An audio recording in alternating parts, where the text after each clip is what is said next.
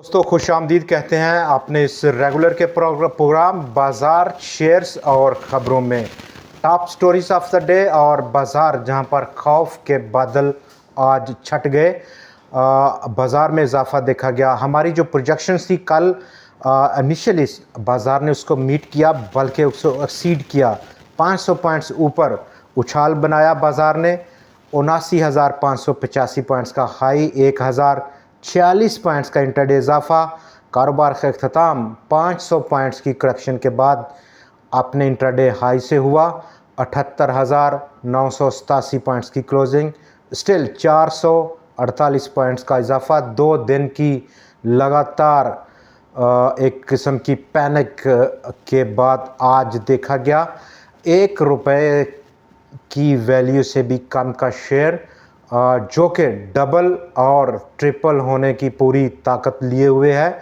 जबकि ओला आज हम 3 शेयर्स पर बात करेंगे जो कि इस वक्त टॉप रैंक्ड स्टॉक्स हैं, ब्रेकआउट हैं, रिस्क अंडर कंट्रोल है। आज जहां पर बाज़ार में उछाल देखा गया वहां पर पाकिस्तान इंटरनेशनल एयरलाइंस की तकदीर नहीं बदल पाई। 1 रुपये 39 पैसे की कमी हुई और उसकी बुनियादी वजह रहा पाकिस्तान की गवर्नमेंट का डिले करना, मौखर करना। आखिरी जो फाइनल बोली का अमल है 2 महीने के लिए मौखर कर दिया है। स्टॉक में वॉल्यूम की लिस्ट पर टॉप ऑफ द लिस्ट रहा 2 करोड़ और 20 लाख शेयर्स का काम हुआ। 15 रुपये 63 पैसे की आज क्लोजिंग देखी गई। इसके साथ साथ पाक इलेक्ट्रॉन की भी तकदीर नहीं बदल पाई। जबकि अक्रॉस द बोर्ड हमने आज रैली देखी उन शेयर्स में, दोनों कैटेगरीज के शेयर्स में, चाहे वो जिनका वेटेज कम हो, बिल्कुल ना हो, और नंबर 2 उन स्टॉक्स में जिनका हाई वेटेज स्टॉक्स हैं जैसा कि बैंक्स, पावर, फर्टिलाइज़र या फिर आईटी सेक्टर। जबकि ऑटोज़ और बैटरीज़ की जानिब से बड़ा आज उछाल देखा गया इन स्टॉक्स में। सीमेंट, फूड और लेदर सेक्टर ने आज मायूस किया। अपसाइड बाज़ार का जो रुझान है आज की इस ठहराव के बाद, गो के आज का जो अपर विक है काफ़ी बड़ा है, 500 पॉइंट से ज़्यादा का है। लेकिन यहाँ पर ठहराव मिला बाज़ार को और कल एक बार फिर से बाज़ार की ओपनिंग हम तवक्को करेंगे अपसाइड हो सकती है, पॉसिबिलिटी बहुत ज़्यादा है।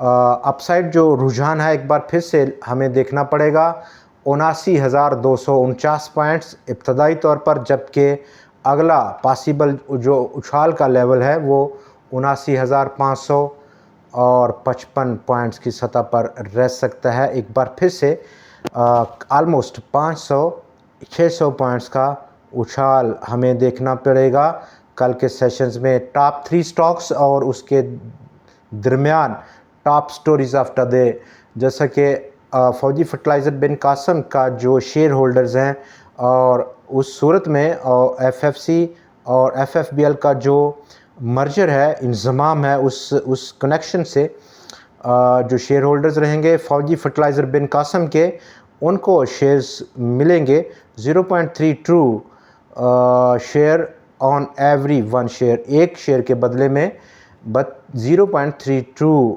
शेयर मिलने की प्रोजेक्शंस हैं अकॉर्डिंग टू स्वैप रेशो। फौजी फर्टिलाइज़र कंपनी का इस वक्त जो शेयर कैपिटल है वो 1 अरब और 27 करोड़ शेयर्स हैं कंपनी के। जबकि उसकी जो बुक वैल्यू है वो 139 रुपये 50 पैसे की बन रही है। मौजूदा रेट उस बुक वैल्यू से काफ़ी ऊपर निकला हुआ है। नंबर 2 फौजी फर्टिलाइज़र बिन कासम, उसका जो अभी शेयर कैपिटल है 1 अरब 29 करोड़ शेयर्स कंपनी के हैं। बुक वैल्यू 44 रुपये 60 पैसे की है। अंडर वैल्यू है स्टॉक, इस बुक वैल्यू से नीचे ट्रेड हो रहा है।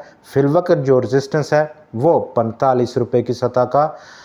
जबकि मेटाटेक ट्रेडिंग लिमिटेड ने मर्जर का अनाउंस किया बिग बर्ड फूड लिमिटेड के साथ और बोर्ड ने अप्रूव किया बिग बर्ड फूड लिमिटेड के शेयर प्राइस जो उन्होंने अप्रूव की 51 रुपये 28 पैसे की जबकि आज स्टॉक की जो क्लोजिंग है वो ऑलमोस्ट 9 रुपये 67 पैसे की सतह पर थी। बड़ा जंप है, बहुत बड़ा गैप है दोनों कंपनी की जो मौजूदा प्राइस है और जो अप्रूव की है बिग बर्ड फूड लिमिटेड ने। दीवान फ्रूट मोटर्स ने अनाउंस किया कि वो उस प्रोडक्शन शुरू कर रहा है, बिल्कुल तैयार है इलेक्ट्रिक गाड़ियों की। उसके लिए उसने eco green autos motors limited के साथ एग्रीमेंट किया।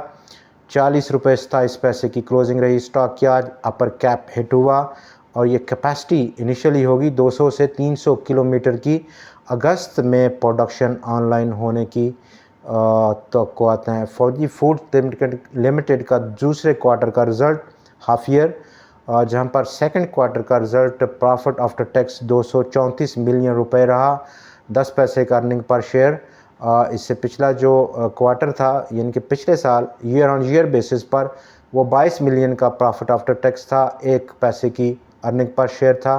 Half year profit after tax अब इसको शामिल करके कंपनी का हो गया 337 मिलियन रुपए का, जबकि इस पीरियड में आज स्टॉक की जो कीमत है वो इस बड़ी अनाउंसमेंट को बिल्कुल भी उसने ख़ातर में नहीं लाया और प्राइस एक बार फिर से मनफी बंद हुई है।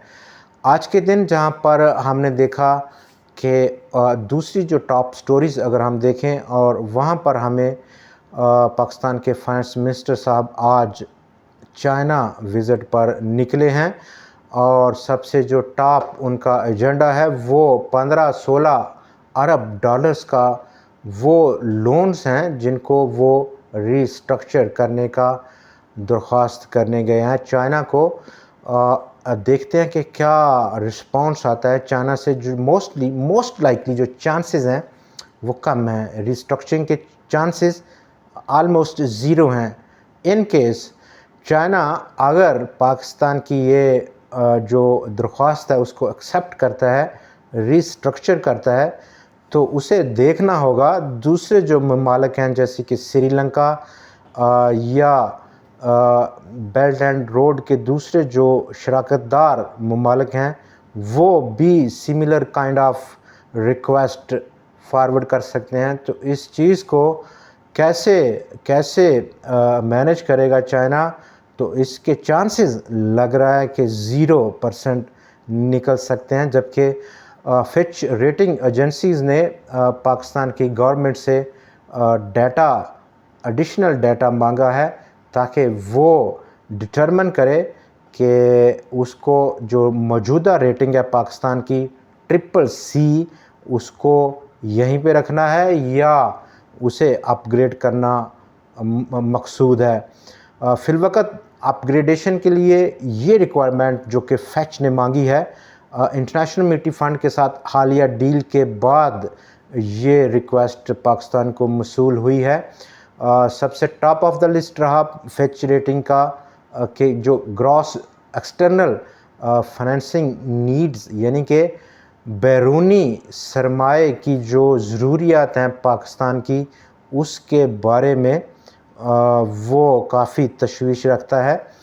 नंबर 3 आज की जो टॉप स्टोरी है वहाँ पर पाकिस्तान की गवर्नमेंट ने हायर किया एक अमेरिकन कंसल्टेंसी फर्म को जिसका काम ग्लोबली इन्वेस्टमेंट और इन्वेस्टमेंट अपॉर्चुनिटीज़ के हवाले से अपने कस्टमर्स को, ग्लोबल इन्वेस्टर्स को इन्फॉर्म करना होता है।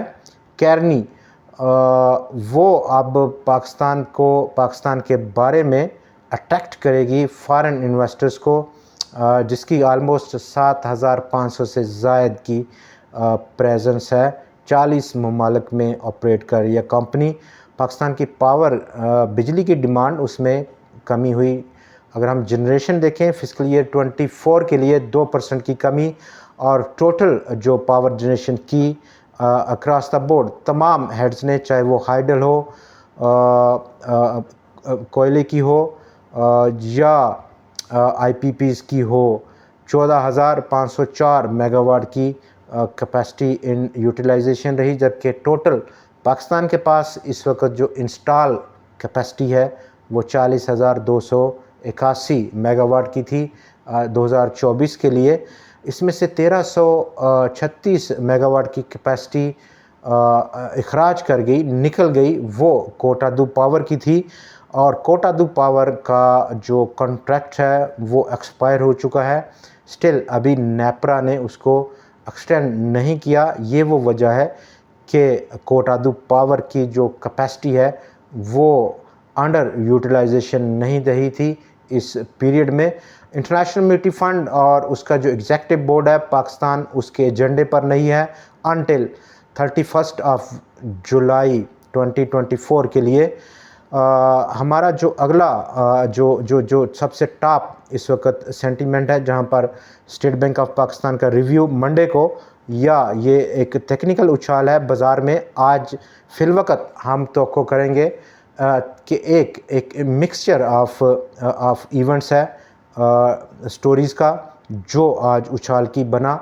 नंबर 1 टेक्निकल फॉर्मेशन, नंबर 2 तवक्कुआत स्टेट बैंक ऑफ पाकिस्तान की अपकमिंग मॉनेटरी पॉलिसी, और वहाँ पर जो मेजॉरिटी एंटिसिपेट कर रही है वो रेट की रिडक्शन की एंटिसिपेशन है 1%, मिनिमम 0.5%। वहाँ पर काफ़ी मुश्किल है फ़ैसला स्टेट बैंक ऑफ पाकिस्तान की रिव्यू कमेटी के लिए। फिलवक़्त वो हालिया बजट के नतीजे में जो इफ़ेक्ट है इन्फ्लेशन पर वो कैलकुलेट करेंगे, मेजर करेंगे कि कितना इफ़ेक्ट है। ये basically room state Bank of Pakistan की ये जो कमेटी है उसके पास अभी लिमिटेड है। नंबर 3 हमारा जो टॉपिक है 3 शेयर्स पर वो बात करेंगे। नंबर 1 हमारा जो टॉप लिस्ट शेयर है वो लकी कोर इंडस्ट्रीज़ है। स्टॉक आज ब्रेकआउट हुआ और पिछले 52 हफ्तों का बुलंद तरीन सतह पहुंचा। वॉल्यूम्स में ज़बरदस्त इजाफा था। 930 रुपए की सतह को स्टॉक ने आज फाड़ दिया। बड़ी ज़बरदस्त रेजिस्टेंस थी 966 रुपए 36 पैसे की क्लोजिंग रही स्टॉक की। अगला जो पॉसिबल टारगेट रह सकता है वो 1236 या 40 रुपए की सतह का। यही लेवल जो आज ब्रेकआउट हुआ यानी कि 930 रुपए का, ये एक स्टॉप लॉस की लिमिट अब कंसीडर की जा सकती है। नंबर 2 GOC पाकिस्तान लिमिटेड 80 रुपए के आसपास स्टॉक क्लोज हुआ। 74 रुपए की रेजिस्टेंस को तोड़ा स्टॉक ने आज। अपकमिंग रेजिस्टेंस या टारगेट 100 रुपए का सतह का रह सकता है। यही लेवल जो आज टूटा वो स्टॉप लॉस के तौर पर एक्ट कर सकता है। नंबर 3 हमारा जो स्टॉक है 1 रुपए की वैल्यू, और वो हम इस पर काफ़ी एनालाइज करेंगे सिचुएशन को। सिल्क बैंक और सिल्क बैंक ने पिछले साल आपको मालूम होगा अपने आप को पेश किया कि उसे कोई ख़रीदे, गिव अप कर दिया मैनेजमेंट ने। बहुत सारे कैंडिडेट्स यहाँ पर इमर्ज हुए जिसमें कि UBL, MCB और कुछ दूसरे टॉप बैंक है पाकिस्तान ने इंटरेस्ट शो किया। State Bank of Pakistan SCCP को उन्होंने जो कानूनी तरीका है उसके लिए अप्रोच किया, और स्टिल अभी पेंडिंग है कि कौन कैंडिडेट बड़ी बिड देता है। नंबर 1 जो सबसे टॉप फैक्टर है, चूँकि एक लो वैल्यू स्टॉक है, रिस्क अंडर कंट्रोल है।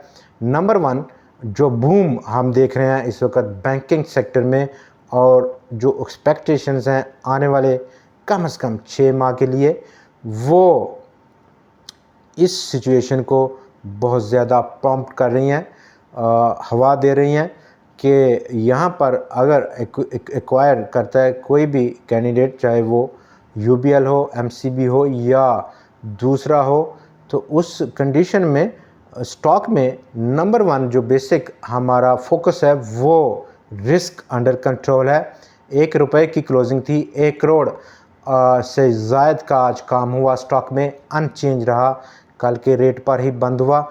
कम से कम अपसाइड जो पोटेंशियल है इस सारे सिनेरियो में, जब ये इनिशिएट होगा, बोली लगेगी, वैल्यूएशंस होंगी, कीमत का तयन होगा कि किस कीमत पर स्टॉक को ख़रीदा जाए, एक्वायर किया जाए, तो उस पीरियड में एक बड़ा एम्पल रूम है स्टॉक की सर्च के लिए।